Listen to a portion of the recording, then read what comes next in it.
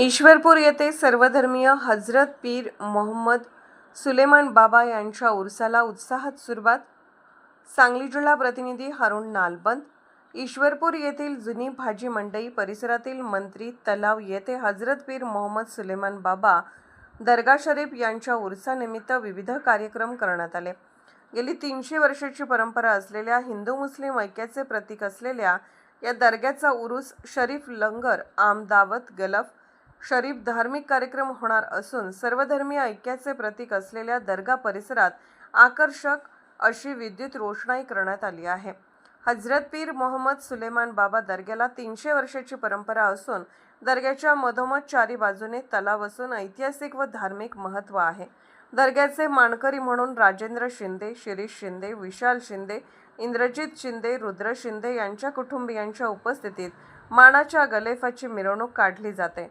परिसरातील जहागीर मुल्ला, मुबारक मुल्ला, आमीन मुल्ला, अलाउद्दीन मुल्ला, आयके मुल्ला दर्ग्याचे मुजावर देखभाल करतात.